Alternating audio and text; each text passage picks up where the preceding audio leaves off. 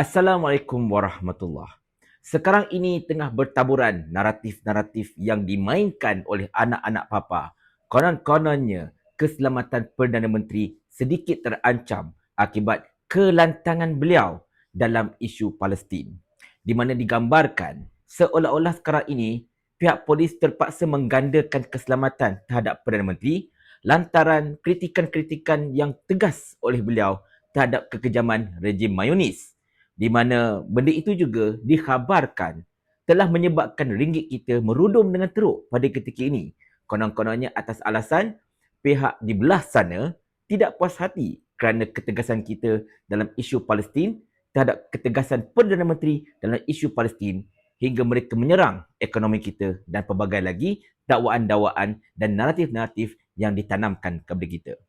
Pertamanya, tuan-tuan dan puan-puan sekalian, saya sangat-sangat menghargai akan ketegasan mana-mana Perdana Menteri negara kita ini dalam menghadapi isu Palestin.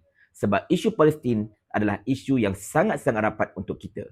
Tetapi untuk mengatakan bahawa Datuk Seri Anwar Ibrahim terpaksa diberikan kawalan yang lebih kerana ketegasan beliau dalam isu Palestin ini, serta melihat konon-kononnya ringgit kita merudum disebabkan oleh serangan ekonomi terhadap kita kerana kelantangan kita baru-baru ini terhadap isu Palestin, bagi saya itu merupakan satu perkara yang agak kelakar sebenarnya. Sebab kalau kita perhatikan, dan saya pernah sebut benda ini dalam salah satu video saya tak lama dahulu, kalau kita hendak berbicara tentang ketegasan Perdana Menteri negara kita ini dalam isu Palestin, tidak ada seorang pun Perdana Menteri negara kita ini yang sangat-sangat lantang berkenaan dengan isu Palestin selain Tun Dr. Mahathir Mohamad. Ketegasan Tun dalam menangani isu Palestin serta ketegasan beliau mengutuk dan juga mengkritik kuasa-kuasa besar dunia yang terus membisu, mengkritik OIC yang terus membisu dan macam-macam lagi memang terkenal di serata dunia. Dan kerana itulah nama negara kita ini sangat harum, terutamanya di kalangan dunia Arab, kerana ketegasan kita dalam berhadapan dengan isu umat Islam sejagat. Dan benda ini tidak lain tidak bukan hasil daripada ketegasan Tun Dr. Mahathir Mohamad. Tetapi pada ketika pentadbiran beliau selama 22 tahun, kemudian 22 bulan, bahkan sampai sekarang pun, sebab sekarang pun beliau masih lagi begitu aktif mengkritik rejim Mayonis tersebut, kita tak pernah dengar pun Tun Dr. Mahathir dan juga kamnya mengatakan bahawa kita kena tingkatkan keselamatan Tun sebab kita dapat tahu Tun menjadi sasaran kerana Tun terlampau tegas, terlampau keras terhadap rejim Mayonis. Tak pernah dengar pun. Bahkan selama-lama Tun Dr. Mahathir menjadi Perdana Menteri kita cuma berhadapan dengan satu serangan mata wang. Itu pun bukan tertumpu kepada negara kita saja, tetapi ke arah satu rantau Asia Tenggara oleh penyangak mata wang George Soros. Itu sahaja.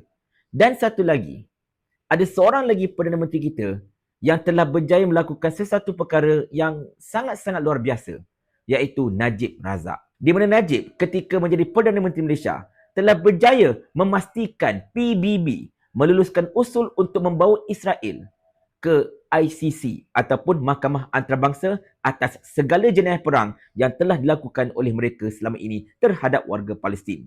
Belum pernah lagi mana-mana negara, sebut sahaja apa-apa negara pun, terutamanya negara dunia ketiga ataupun negara membangun seperti kita, berjaya untuk membawa satu usul yang besar untuk menekan sekutu kuat kepada Amerika Syarikat agar dapat dihadapkan ke Mahkamah Antarabangsa. Resolusi untuk mengutuk kekejaman Mayonis ini. Tak pernah-pernah lagi berlaku tahu masalahnya. Tetapi Najib Razak berjaya mengetuai satu strategi yang sangat-sangat luar biasa pada tahun 2016 untuk membawa resolusi mengutuk kekejaman Mayonis ini. Seterusnya, cuba untuk mengheret Mayonis ke Mahkamah Antarabangsa dan macam-macam lagi. Tak pernah lagi mana-mana Perdana Menteri negara kita ini yang berjaya membawa usul sedemikian dan berjaya pula tu. Dan kita tak pernah dengar pun Najib Razak diugut ke ataupun keselamatannya terpaksa digandakan ke dan sebagainya. Kita tak pernah dengar pun. Bahkan ketika era Najib pun ringgit kita sangat-sangat kukuh kalau ikutkan. Naik turun tu biasalah. Tetapi boleh katakan jauh lebih kukuh berbanding sekarang.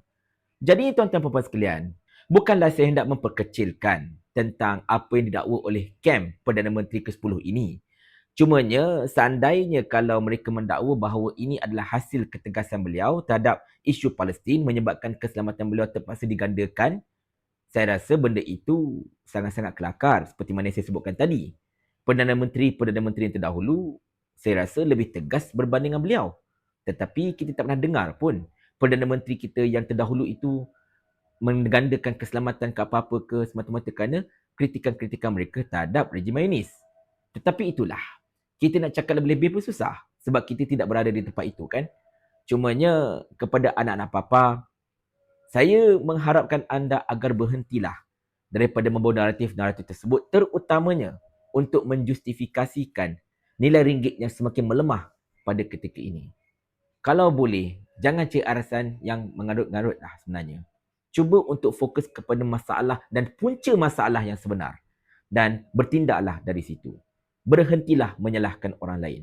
Sebab kadang-kadang, kelemahan yang berlaku kepada kita pada hari ini adalah berpunca daripada kelemahan kita juga. Langkah pertama untuk menyelesaikan apa jua masalah ialah dengan mengakui bahawa masalah itu wujud. Selagi anda tak mengaku masalah itu wujud, sampai kesudah, masalah itu tidak akan dapat diselesaikan. Tetapi sekiranya kalau anda masih gagal untuk mengenapasti masalah tersebut dan terus menyalahkan orang lain, saya cuma ada satu soalan sahaja untuk anda. Mau tak tuan hamba kalau hamba kirimkan ke akhirat?